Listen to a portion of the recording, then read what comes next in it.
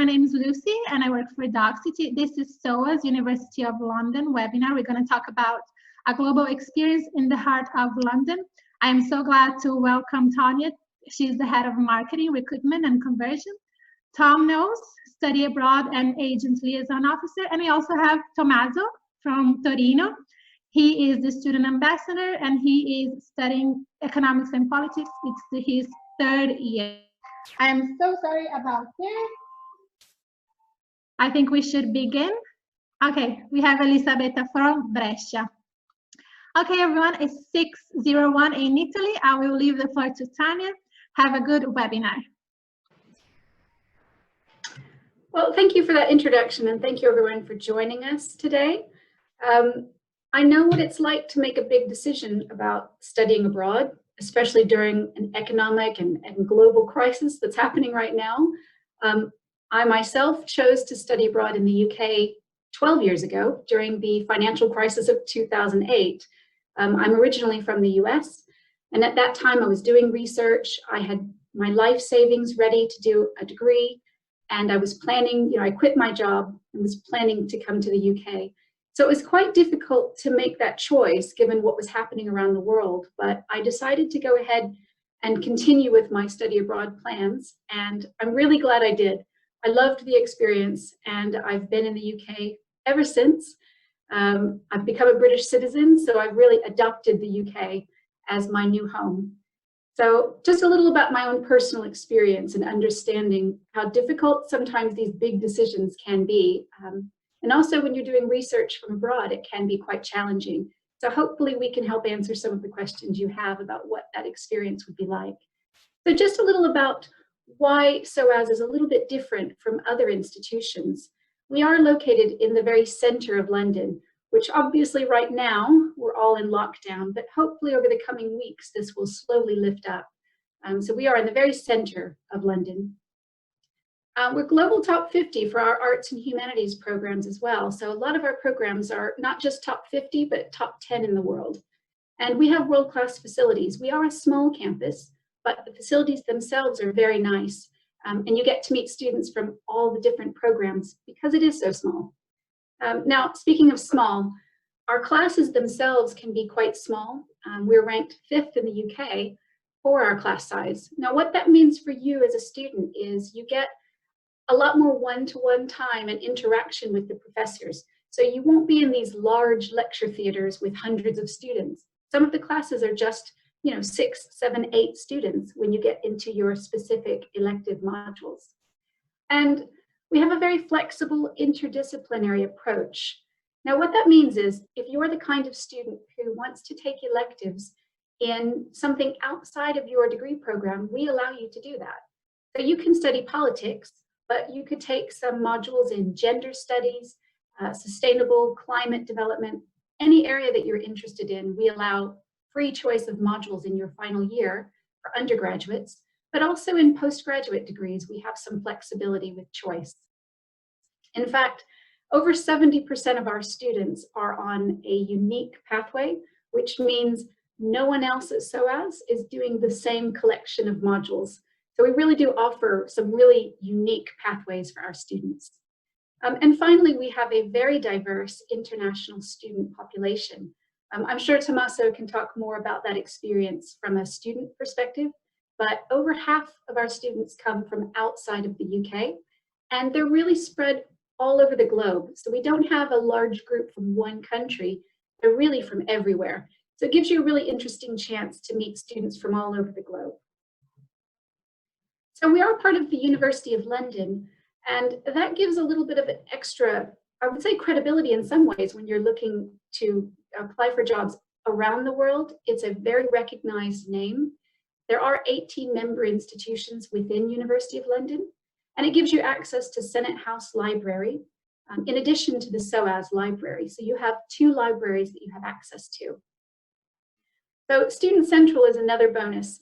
It's open to all of the 18 institutions, so there are over 120,000 students that can access this.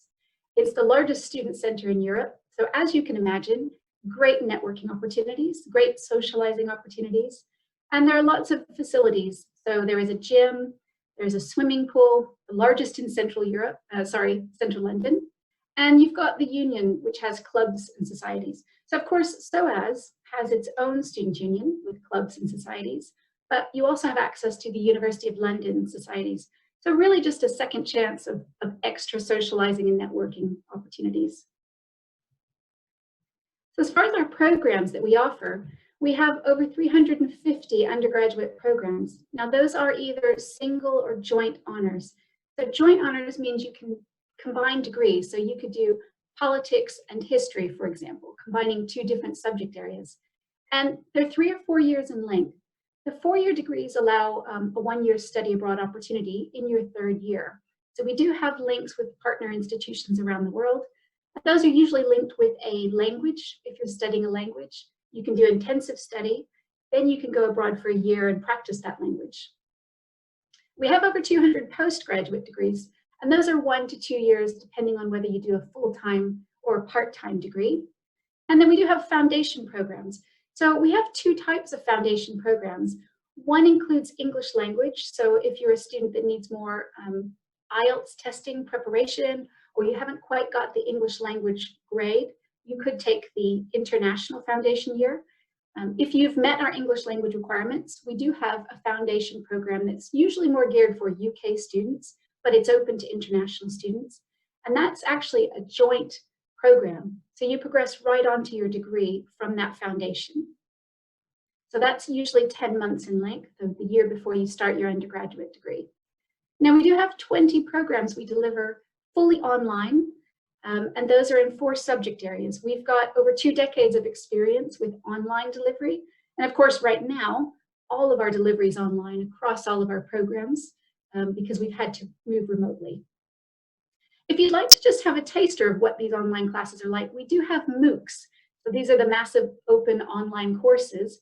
Those are free and they're 6 weeks. So if you wanted to sign up for those, you can get a link on the website and just kind of see what it's like to do an online study course and interact with students. So this is a full list of our subject areas. A lot of students choose to do a joint degree. So you can combine something, for example, you could do history with Japan and Korea, or religions and South Asia. So a lot of interesting combinations, and that's one of the reasons over 70% of our students are on a unique pathway. It's really good for students that have a wide range of interests and a lot of curiosity, because it allows you to tailor your degree to fit what you're interested in. And generally the advice I give, if you're interested in something, you're probably going to do better at it rather than being forced to take modules and subjects you're not interested in.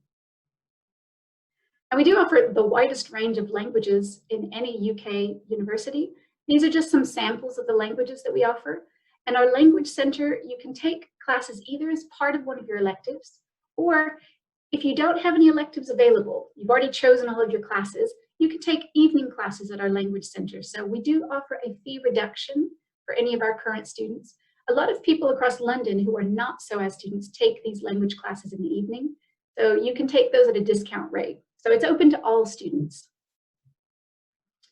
So this is a bit of a tricky one because, as I said, we are in the heart of London. Right now, everyone's working from home and studying from home, but we're hoping in the coming weeks that there will be some easing of the lockdown and we will be able to go back into central London, obviously with some social distancing measures. So Italy to London, I'm sure a lot of you have probably visited London already. It's incredibly easy to access from London. There are 37 daily flights to Milan. In fact, I was planning on going to Milan next week and had to cancel, sadly, but it's really easy. You can really get cheap flights. Some of the flight costs £30 one way if you book really far in advance. 21 daily flights to Rome, 11 to Venice, 8 to Naples. So lots of good connections, very easy. Usually 2 hours, 2.5 hours to get there. It's also quite easy to get to all of the airports in London. If you're based in the accommodation near SOAS, you could take the tube and it's about 1 hour to get to Heathrow Airport. So very easy to connect. So if you want to go home to visit family for special events or birthdays or at Christmas, it's very, very easy to fly home. So this is just a bigger picture of the map so you get an idea of where we are. We are probably 15 minutes walking distance to Soho, and the West End, where all the theatre is. Very good connections to all the tube. Sometimes when I go to work, I take the train to Waterloo and walk from there. It's about 25 minutes. So we are right in the heart of where everything is happening. And this just gives you connection ideas. So we are really easily connected to all of the airports and train stations. And actually, as a student, you get a discount on rail travel. So you would get 1/3 off to go anywhere in the UK. So it's quite easy if you want to go to Oxford for the weekend, or even as far as Edinburgh. It's about a 4.5-hour train ride, but you get 1/3 off, and it's very easy to travel around. That's one of the things I love doing in my year when I first came to the UK, is once a month, my friends and I would take a road trip or a train trip to somewhere different each weekend. So there's a lot of interesting places to explore. So another area that we're quite strong in are specialist subjects. We are world renowned and very high ranking in some of these subjects. So in the QS World Rankings that recently came out, we are in the global top 50 for arts and humanities, and 6 of our subjects are in the top 10 in the UK. I mentioned earlier that we're 5th in the UK for student and staff ratio, which moving online I think is very important, because what that means is if we are in a position in September where we're teaching remotely or online, you still have that one-to-one interaction opportunity. You might be on something similar to this, like a Zoom lecture, where you're interacting with other students and staff members, and it will still be that small interaction that you'll have. And part of the Times Higher Education rankings, we came out 3rd in the world for peace, justice, and strong institutions. So what that was measuring is our research and what our economics and development academics are doing research on has direct implications with government policy. So we are actually influencing what governments are doing. And that's one of the indications of a SOAS student. I think most of our students, they're very curious, they're very passionate, but they also really want to make a difference. So most of our students are really engaged socially. They care about what's happening in the world and how they can make it better. So looking at some of these particular rankings, we're top 20 in the UK for law, 18th in the world for politics, 6th in the world for development studies. So you can see we actually are really world renowned. So a little bit of an update on COVID-19. September start, we are looking at many different options. I know students really want to know what the situation will be in September. We are looking at 3 or 4 possible scenarios. So what's likely is we won't be able to have lectures in the traditional sense, where it's a room full of students, but we are looking at a blended learning. So that means that we will have some lectures online, but the campus will be open for students to make appointments, to meet academics, to access the library and some of the facilities. So we will update as soon as possible. Ideally, in the next 2 weeks, we're looking at making some decisions and plans in place for September. And what we'd like to do is offer students flexibility. So if, for example, your family are worried about you coming to the UK, you could stay home and study remotely for the first term, and then after December, come on campus. So we're looking at offering a really flexible approach where students that want to can come to London, can be on campus. Those who would rather stay home for term 1 can do that as well. Now we've pushed the postgraduate application deadline back to the 31st of July. This just gives people a little bit more time to make decisions, waiting to find out more about September. The deposit deadline has also been pushed back to the 31st of July. And for any student who pays that deposit, if they change their mind or they have issues coming due to COVID-19 related issues, we will SOAS, because well, as Tanya kind of mentioned before, we have people from all over the world, lots of different cultures, people with a wide variety of interests. So we have over 200 different societies at SOAS. These range from sports and politics societies all the way through to the NAP Society, which is actually what it sounds like. It's a society purely devoted towards how to nap effectively. So obviously, if you have those 9 a.m. sessions, it's a good life skill to learn. As somebody who's really interested in music, the SOAS music societies are quite incredible.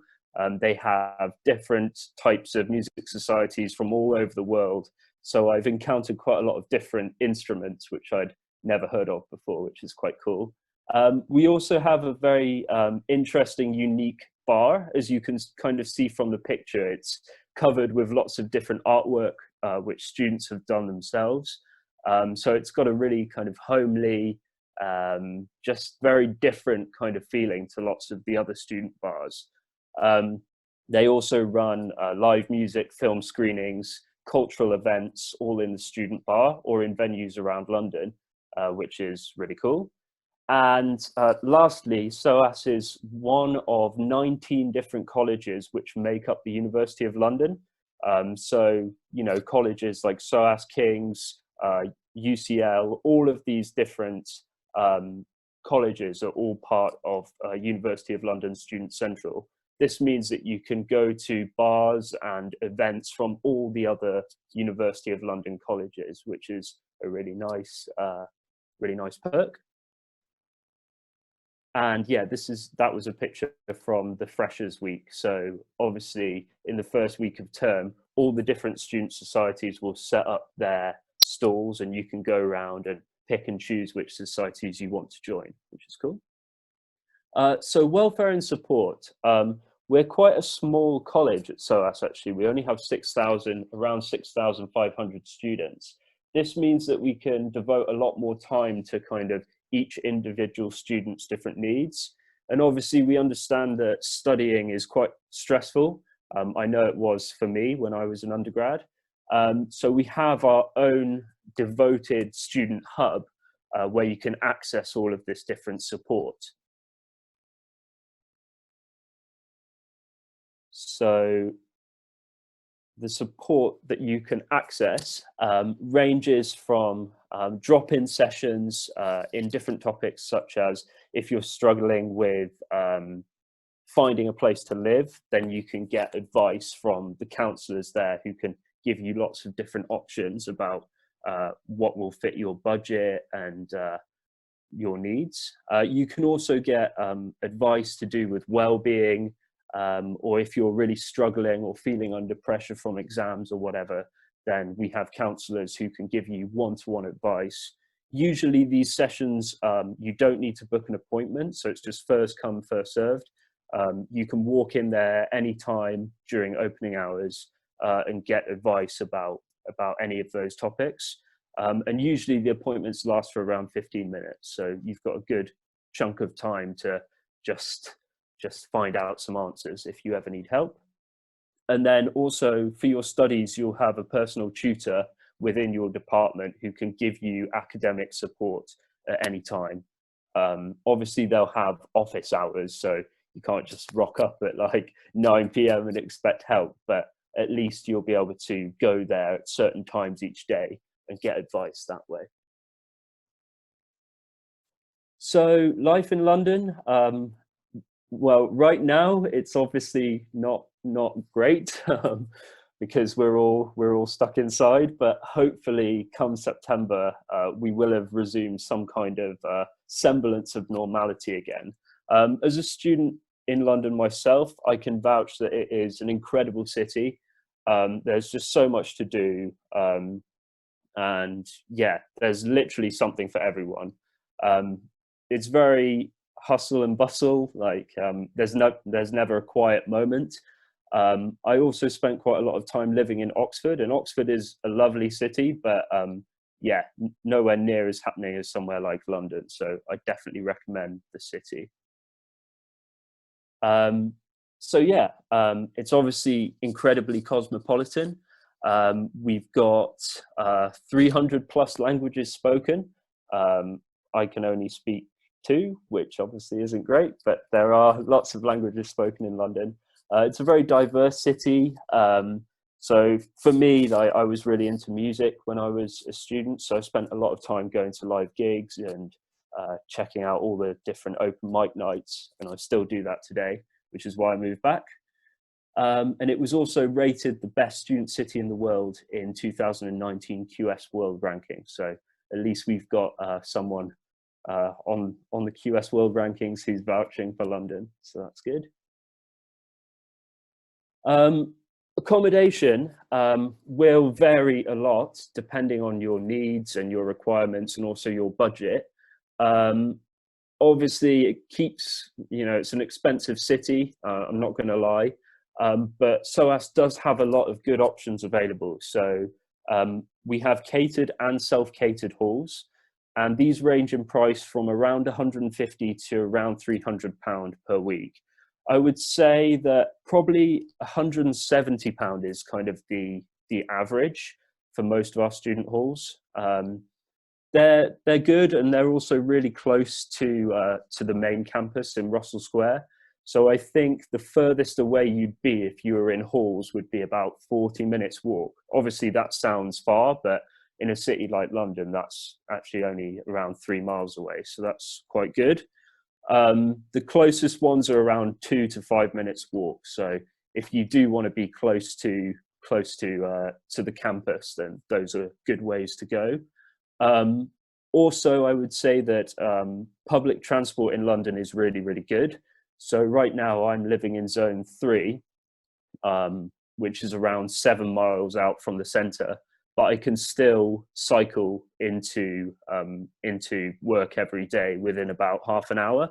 So I would definitely recommend, if you're into cycling or whatever, then that's a good way to get around the city. But if not, you can always catch the tube, you can always catch the bus. So lots of options available. Yeah, this is just like a snapshot of where our different accommodation halls of residence are located. So as you can see, lots of them are within, 1 or 2 miles around Russell Square, King's Cross area. So yeah, that's helpful. So let me talk a little bit about the admissions process. This is going to vary depending on what level you're applying for. Each level has kind of different areas where you need to apply. So in terms of undergraduate entry requirements, so sorry, excuse my Italian here, but if for the Diploma di Esame di Stato, you will need 85 out of 100 for development studies, economics, law, politics, international relations. And for anthropology, history, languages, philosophy, etc., you'll need 80 out of 100. So those are the entry requirements. And then we also ask that you have some proof of your English language ability. So usually this would be IELTS, but obviously, as Tanya said earlier, we'll also be accepting Duolingo and Language Cert at the moment because, yeah, we know that the test centres are down for IELTS at the moment. If you're doing the IB, you'll need 37 total with the following sub-scores, 6, 6 and then 6 at higher level. And for some of the other degrees, you'll need at least 35 points. So it really does vary depending on what subject you want to apply for. But you can find exactly what the requirements are if you look on the SOAS website or on UCAS as well. And then you can see the scores for European Baccalaureate as well. And then if you're a PG student, you'll need Laurea. You'll need a score of 100 to 105 out of 110 plus your language requirements. And also, depending on what you're applying for, any other qualifications and experience will also be taken into consideration.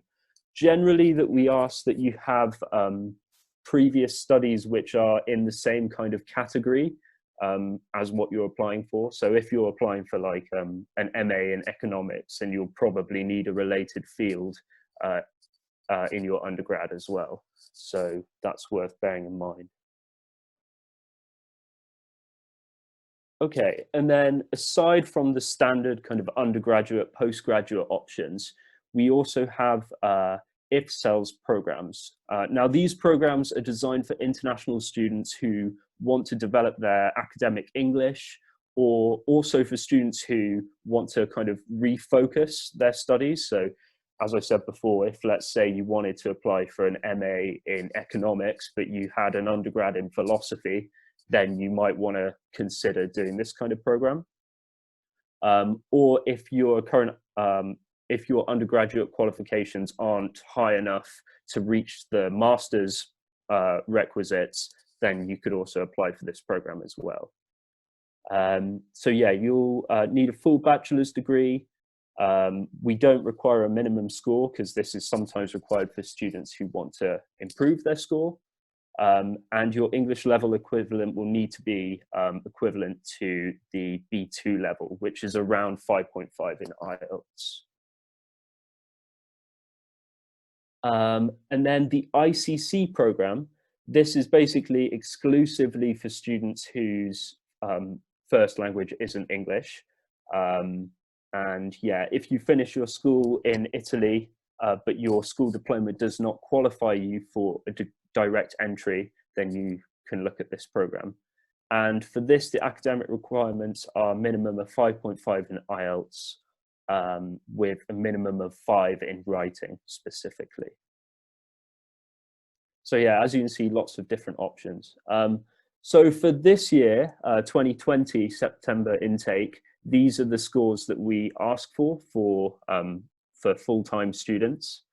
I'm not going to read those out because you can obviously read them. But Duolingo is 120, and you can basically just do Duolingo via the Duolingo website, and then there's an option to have them send the result directly to SOAS. And then for 2021, they're slightly different. We had to make a couple of adjustments because of the coronavirus situation, but yeah, they're roughly the same. So, okay, so how to apply? If you're an undergraduate student, you obviously need to go through UCAS. If you're a pre-master's student, then we have a specific application form which you can find on the website. If you just Google FDPS apply, you'll find it. ICC also has its kind of own specific application form which can be found on the website. And then for master's students, you should just type in apply for masters at SOAS and you'll see the apply button. So all of those options are available via the SOAS website.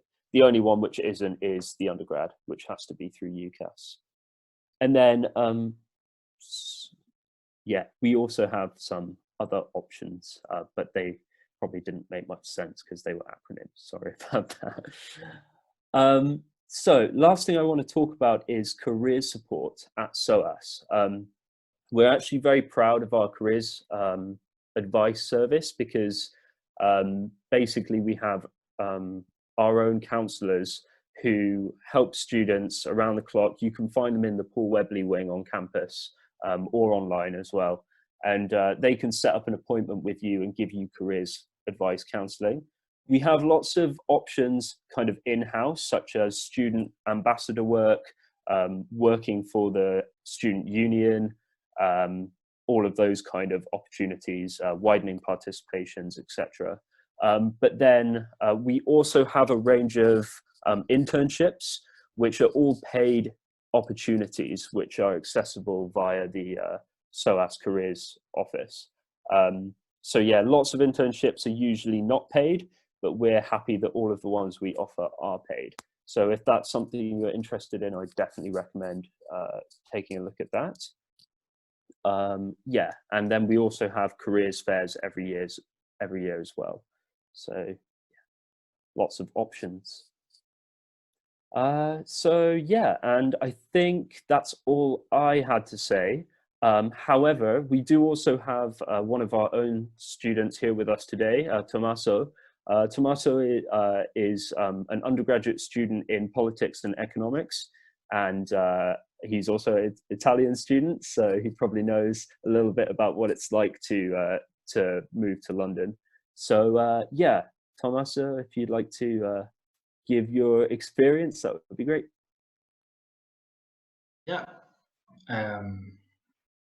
I think I'm still muted. Okay, so hello everybody. Ciao a tutti. I'm Tommaso Garibaldi. I wanted to thank Tom and Tanya for the presentation. for organizing this webinar. I will try to give you a brief overview of what is it to be a student at SOAS, so trying to give you tangible examples of what Tom and Tanya talked about. I will try to keep general, and then if you've got more specific questions, there is the Q&A session, so don't worry to ask. So I will start by saying why did I choose to study abroad. I did a Liceo Classico at the Vincenzo Gioberti in Torino. I wanted to study abroad because first of all, I wanted to study both political science and economics, and as I mentioned earlier, the UK education system is great with this regard because it allows you to do joint degrees, which is not something that is manageable in Italy. And I wanted to study in English, to study abroad for getting academic and life experience that was different from by the Italian education system. I chose SOAS for various reasons. First of all, as you guys are aware, because you have studied in the Italian education system, the latter is very Eurocentric and is very passive in many regards. What SOAS allowed me and still would allow you is to expand your horizons and broaden the scope of your studies beyond the certain boundaries that we're used to, and the way of teaching is very active and interactive.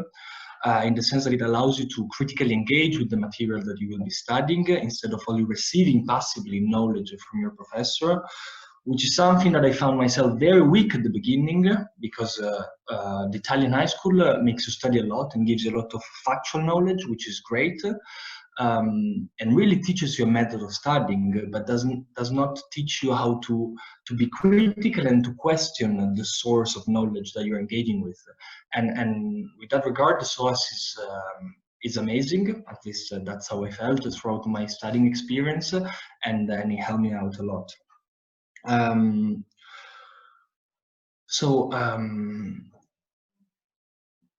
Another thing that I found really positive throughout my experience at SOAS is the student union and the student body more generally.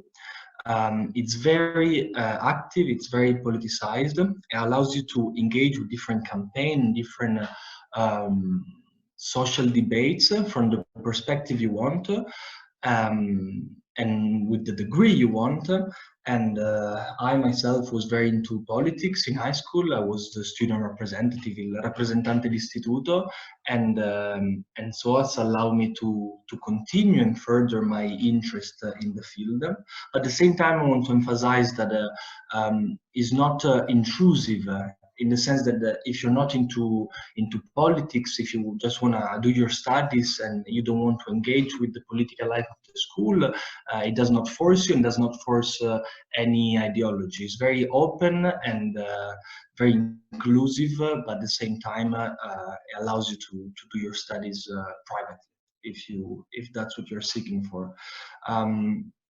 The campus is great. It's in central London, which is an amazing city. It's very exciting, and notwithstanding it's very expensive, my experience made me realize that it's manageable.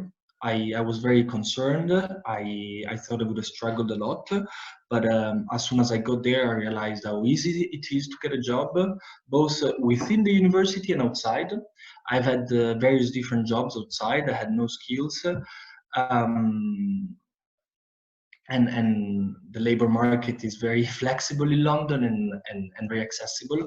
But even SOAS itself provides a few jobs for students that are really convenient, well paid. They are on campus, so they don't require any transports. For example, I'm here as a student ambassador, and being a student ambassador means representing the school in certain events such as open days, talks, seminars, and events of this kind. And you get paid the London living wage, and yeah, it's very good opportunities to try to survive in a very expensive city. With regard to accommodation, I lived in the SOAS accommodation the first year of my studies, which I really value and I really suggest, because it allows you to meet lots of people. And London can be a very tough city at the beginning, so it's good to have a hub where there's lots of people of your age that study things similar to yours. It makes it easier and less intimidating. But at the same time, my second and third year, I lived in private flats with friends, and that is very manageable as well. I had a limited budget, but I found something that fit my necessities, and I was cycling, like Tom said, I was cycling to school every day, so I was not spending on transports. I was keeping healthy and fit, and there's very good cycle highways, even though it can be scary because there's lots of traffic. So I didn't have problems with regards to transports and accommodations. Then I'm finishing my third year. I will graduate in July, unfortunately from home, but that's what's happening in the world. And I'm looking forward to approach a second phase of my academic life, or of my career anyway. And I found out that SOAS is really helpful, first of all, and has a really good reputation, both within academia and in different public and private institutions. So it's really helpful because it organizes a lot of career fairs and puts in contact with different employers and different institutions. So you're aware of what opportunities you have, given your skills, given your academic background, and even with regard to masters, has a really good reputation, especially in certain disciplines, and you can aim at studying in the top class universities worldwide, or even study within SOAS a master. Me personally, I've applied to Sciences Po in Paris and to the University in Bologna to study an MSc, Master of Science in Economics. I've been accepted by both, which was great, and I've applied as well for a graduate scheme by the civil service, where I've been very successful and I went through many phases. So it prepares you well for the future as well, in terms of jobs applicability and master's opportunities. To conclude, then I will let you do the questions and we'll all answer in the way we can. SOAS, it's been a great experience. I both academically and socially, as Tom said, is not excessively big. So there's a strong sense of community that is built on campus. You get to see the same faces on a daily basis, which is something that would not happen if you study at King's College or UCL, where there are 30,000 students. And that is of fundamental importance in a city like London, because you get to know people, and those people with which you spend your 3 years, you'll remain friends for the rest of your life. So there's a strong sense of community. We talk about ourselves as SOASians, and we really feel like. So I genuinely recommend you to consider studying at SOAS. And as well, I had a great experience with regard to societies and food and sports. I was the captain of the football team. We had lots of fun. So yeah, it was a great experience. And I hope you're all well in quarantena. Hopefully it's going to finish kind of soon, but we'll see. So I'll leave the floor to the questions. Grazie mille, Tommaso. Grazie a te, Lucy. Let's start with the Q&A section then. Everybody, please remember to submit your question in the Q&A section so that I can open it to everyone. So please remember that. Here are the contacts for further questions and doubts and curiosities for SOAS University of London. You can make a screenshot right now, but don't worry, we'll also send you an email in the following days with application deadlines and everything that you need to know. to possibly become a SOASian, as Tommaso said. Did I say correctly? I hope so. Okay, I want to start with a question about the requirements. Can we go back to that slide? And yes, exactly. For example, this attendee in particular was asking about the requirements for undergrads. And he was also asking if there is an entry exam. What can you tell us, Tanya, Tom? I'll just come in real quickly. We don't have an entrance exam. It's not really common in the UK. So coming from the US, I know as a US student in the US, you have an ACT or SAT entrance exam for universities. But in the UK, it's not really common. So for SOAS, we're the same as other UK institutions. We just look at your grades and English language. So those are the only two things. There may be an interview for some courses. So that would really be more of a conversation where an academic would call you and just talk to you about why you want to study that program. And it's not an interview to scare you. It's an interview to make sure you are choosing a pathway that's correct for your interests. So they may even recommend something else that would be a better alternative for you. So it's more of a conversation rather than an interview. Okay, I hope that was clear for our participant. I will take the opportunity, Tanya, that we talked about the US. We have an Italian student who is currently finishing her last year of high school in Canada, Nova Scotia to be precise. She will graduate at the end of this, I'm guessing this year.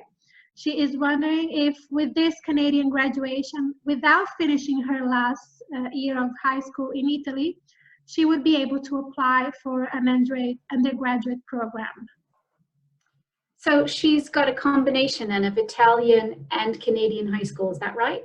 So from what I understand, she's doing the last year of school in Canada.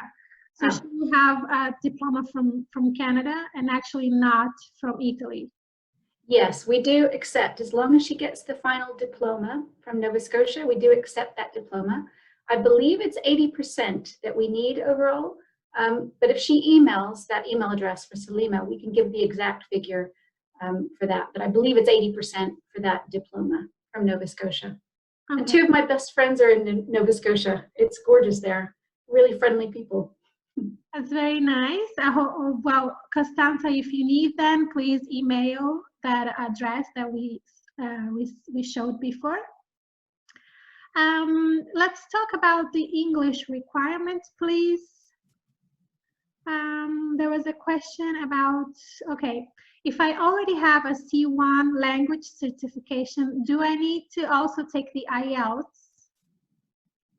I'm guessing the C1 is from Cambridge. I'll answer that really quickly. Yes, we do accept a wide range. So this is not the only list of English language that we accept. So C1 from Cambridge should be fine. It's on our website, the full list of every English. We couldn't put it in one slide because it's about 40 different qualifications. So we just put the widest, most popular ones, but we do accept the Cambridge award as well. Perfect.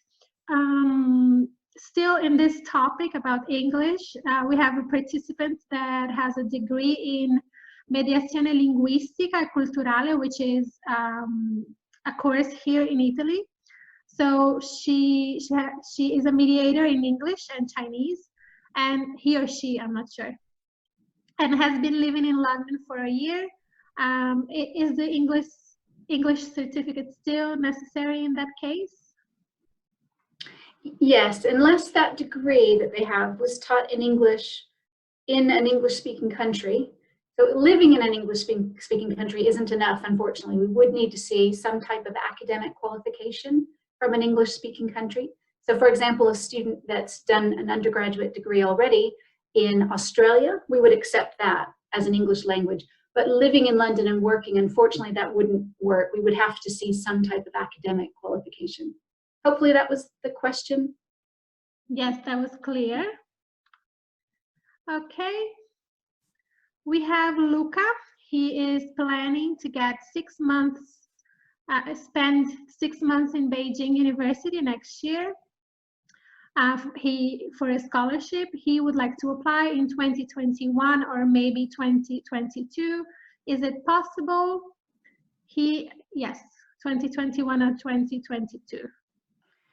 Well, we don't accept applications yet for 2021, so we're still processing 2020 applications. So there are really two options. He could apply for 2020 entry and then defer, or wait until around September, October when our applications open for 2021. Okay, thank you very much. I would like to move on to the costs and to the scholarships, if there are any. Tanya and Tom, what can you tell us about that? Yeah, I'm happy to answer. There are lots of different scholarships available, both at undergraduate and postgraduate level. So for the undergraduate one, if you apply through UCAS, then you will automatically be eligible for that scholarship. And I believe it's £7,000 a year, subject to you basically maintaining a first. So if you get the scholarship in year one, and then your final grade in year one is equivalent to a first, then it can be renewed for year two and for year three as well. So that's open to basically everyone who applies for undergraduate, but obviously you have to have quite high grades, the equivalent of kind of AA, A star in UK terms. So yeah, you do have to be academically strong, but you don't have to make a separate application. You'll just instantly be put forward for it. And then for the postgraduate one, we have an international scholarship, which I believe there are lots of different ones open at for different majors. And you can find the whole list on the SOAS scholarship webpage. So there are different scholarships available at postgraduate level, but you will have to make individual applications for each one of those scholarships, which you can find online. And you can also apply for multiple scholarships. Okay, perfect. We can send this info in the thank you email. So everybody keep an eye out for your mailbox. Gloria wanted to know about accommodation. Is there any kind of agreement with facilities? Yes. So at SOAS, we have lots of different halls of residence. Some of them are kind of self-governed. Others are run by providers that we work closely with. All of the accommodation that we offer is basically SOAS endorsed accommodation. There are also houses. So if you're, a second year or a third year undergrad or a postgrad student who doesn't want to live in halls, you can also apply for rented property with, 2 or 3 other friends, 3 or 4 friends. And we have a list of different landlords who we work closely with. So depending on your budget, depending on how many people you want to share with, etc., there are lots of options that SOAS can point you in the direction of. I'll just add really quickly, coming from the US, in the US system, accommodation is shared rooms. So for my first year, I just opened the door and it was a surprise. I didn't know who I'd be sharing with. So it was a cowgirl from Tennessee. So we don't have shared rooms in the UK. Everyone has a private room. And Tommaso, I'm not sure if he said he stayed in accommodation, SOAS accommodation, or just shared with private accommodation with other students. I stayed at Dinwiddie, which is the SOAS accommodation, which was good for me in the sense that I got to know people from my university more, but I had lots of friends in the mixed ones, and they were very excited about meeting people from other universities. So I think both of them are good, viable options. And yeah, the cost was similar to what Tom said, so things have not changed much since then. And yeah. Thank you very much. Tommaso, you talked about football before. We have an attendee which would be interested in a rugby team. Is there a possibility? Yeah, there is a rugby team. There's a strong competition and rivalry between the football team and the rugby team. I remember on my first day, there was the society fair when they present all the societies and sports teams, and I wanted to join the rugby team. I arrived there at the table where there was the sign up, but then I shifted to football because I was a bit intimidated by the size of the lads, as they call them in England, which are the boys. But yeah, there's rugby team, there's tennis, there's table tennis, there's badminton, netball, there's martial arts, there's running societies, and probably many more that I'm forgetting. But really, it fits all needs and yeah, interests. Okay, thank you very much, Tommaso. I'm going to add to that really quickly that we actually have a graduate, Maro Itoji, and he plays for the England squad in rugby. So if we have any rugby fans, we do have a famous graduate from SOAS. I think he might have studied politics as well, Tommaso. Not sure if you were in classes with him. We'll check. Okay, thank you very much. And let me just ask, because there seems to be a little bit of interest about sports, are these programs full-time? Do they have time to actually dedicate to sports? Or are the classes during the morning or in the afternoon, or it depends? Yeah, I will go quickly on this one. Then, if they want to add something, Tanya and Tom. Classes are both in the morning and in the afternoon, but all Wednesday afternoons for undergraduate students are free, and that's when the trainings or competitions for the teams happen. So at least there's no overlaps. And then the other events regarding sports happen in the weekend when there's no classes usually. So the schedule is done according to this. Okay, perfect. Tanya, Tom, maybe this is something very specific, but we had an attendee asking about the percentage of employment in legal field after LLM. Do you have that number or an estimate? I don't have it available now, but we could include that in a follow-up. I can get those stats if they're interested. So the LLM graduate statistics? Yes. I'm just making a note now. Okay, that's perfect. So for our participant who wrote about the LLM, we will get back to you. And I'm going to move, we talked about the requirements already. Okay, when should they apply? It was July 31st, right? Yes. To start in September. That's the postgraduate deadline, so if it's a postgraduate. Undergraduate, the UCAS deadline is 30th of June for any of the late applicants. Okay. Okay, this is answered. Okay. Are there any equipments, for example, PC materials that you require when applying?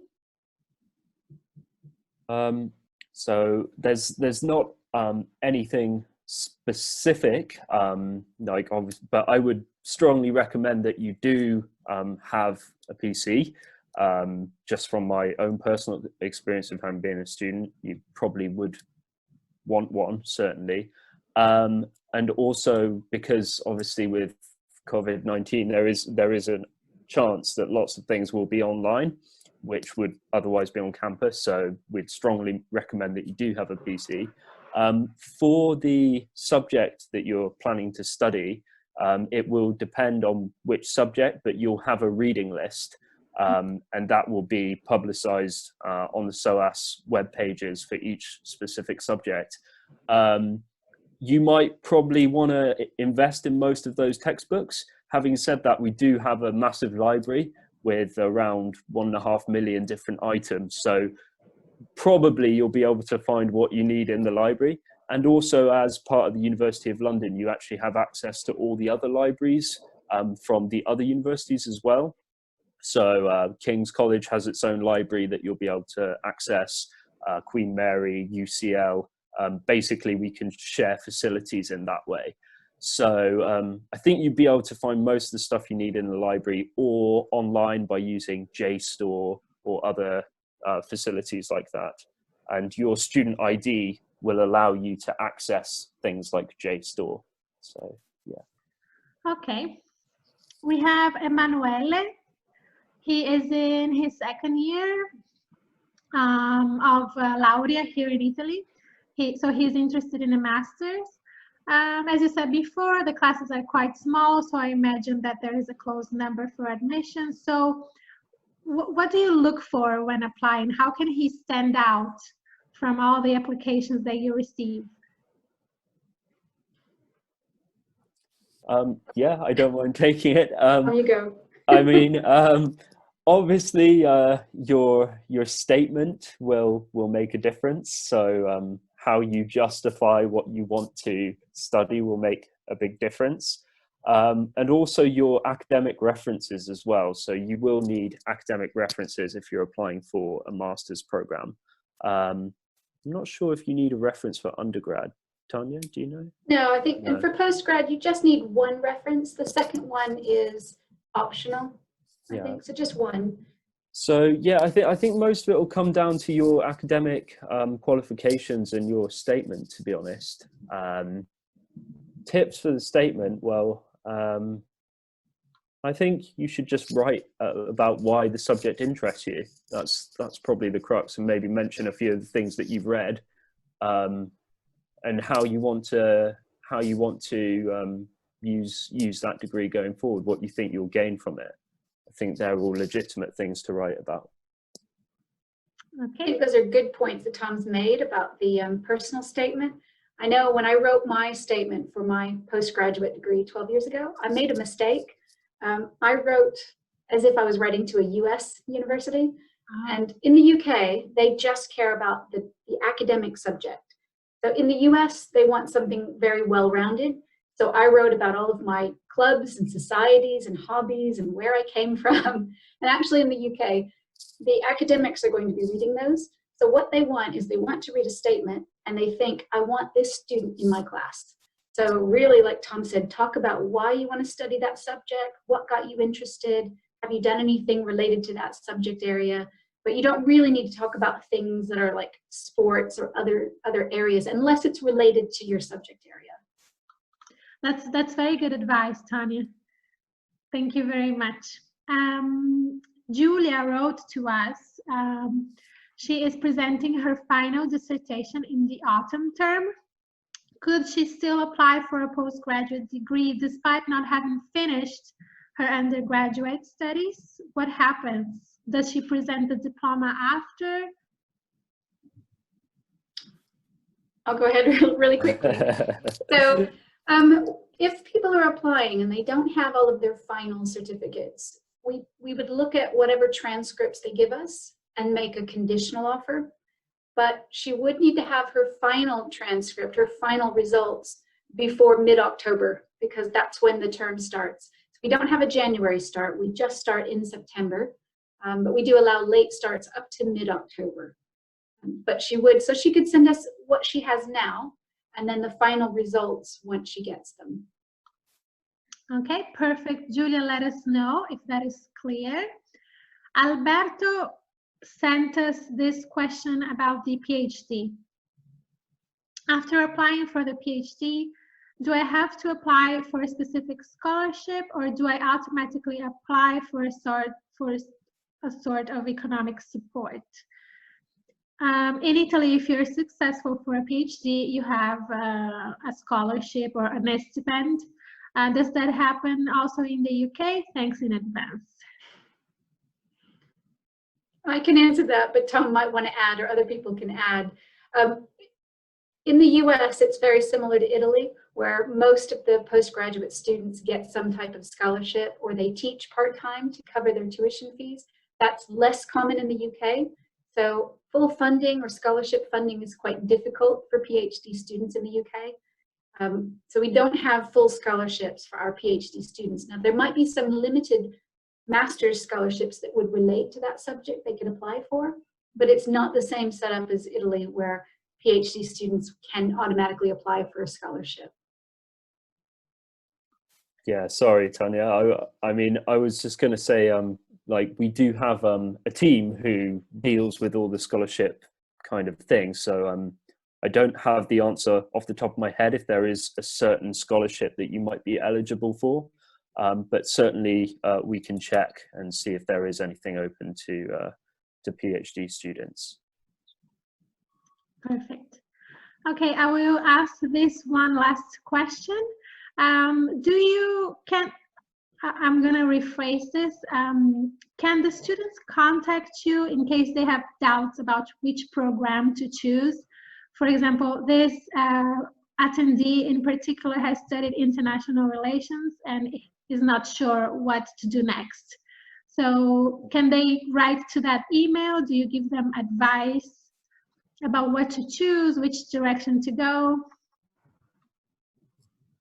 I mean, it's a hard question. I mean, we do offer guidance to students once they're enrolled, but I think when it comes down to selecting your subject, probably the best thing you can do is actually contact someone within the department. So if you go onto the subject course page that you're interested in, you'll see the name of the course convener. So it's probably worth, maybe if you were to approach anyone at SOAS, it'd probably be best to approach the course convener, because they might be able to help answer the questions about what their subject actually involves. You'll also be able to find a list of the modules available within that subject. So, you know, every university, just because they're offering, you know, history or, I don't know, philosophy or whatever, or anthropology, it doesn't mean that every university is going to have the exact same syllabus or the exact same layout. So I think if you're interested in a certain subject, it's worth looking to see what the actual content of that course looks like between the universities. But yeah, I think you need to think about it yourself as well, and see like what you think is going to take you where you want to be, if that makes sense. The only thing I would add to that is that's really good advice. I think looking at the content's perfect. That's definitely the right advice.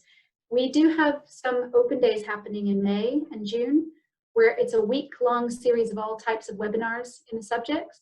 So students can join as many of those as they want, and they get a taste for what each of the different subjects are like. And they're delivered by academics, and there's a Q&A session. So that's a good chance to just see what different subjects have to offer. So I'd recommend engaging in those types of academic delivered sessions, so you can ask them more specific questions about the program and how it's different, what's unique about it. Definitely, I agree. It would be a great opportunity to maybe clear some doubts for those who are unsure about what to do next. Let's close. I just wanted to ask Tommaso this question that just arrived, because you mentioned before that the Italian education system is very different from the UK. So if you could tell us more about while you were studying, what were your main difficulties being in the UK? The exams, were the group projects, what did you find most difficult? Yeah, so so I already mentioned something earlier, but to be more specific, so throughout the year you've got lots of assignments in the forms of essays, which we could translate as saggi in Italian. What is required from the universities for these essays is to study the literature, study the material that they give you, and then write with 2,000, 2,500, 3,000 words about a certain topic. Maybe there is a certain questions that you need to answer. And the most important point is that you elaborate your argument. It's not only a summary, it's not only an analysis, it's almost a thesis in which you need to have a strong argument. You need to say why you believe a certain thing, why you place yourself on one side of the debate instead of the other.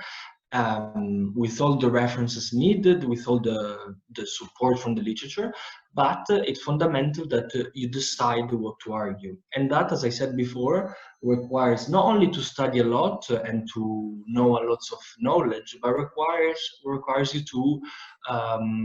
to actually engage with the material and understand it so that you can decide what you think and where do you stand. And that is something that was hard at the beginning, I cannot deny it, but there's lots of support, there's lots of essay writing workshops that in first year are really helpful. They give you lots of material to read, they give you access to lots of material, so you get to learn and get used to it. And yeah, so that was one of the main difficulty, but one of the most exciting challenge as well. And then another difficulty, of course, is that you are in the same class of maybe English students or English-speaking students. It could be a challenge at the beginning, but SOAS, I think, is very good with this regard. It is aware that students come from all over the world with different educational background. So it does give you the means to catch up, yeah, it's overcomable challenges, I would say. Okay, thank you very much, Thomas. I guess that's the word, right? It's a challenge, but you make it in the end.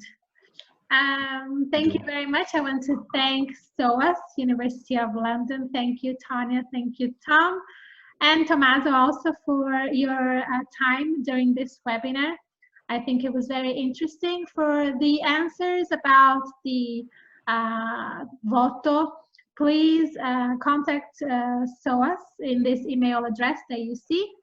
And we will also send you a thank you email with all the information that you need to possibly apply this year.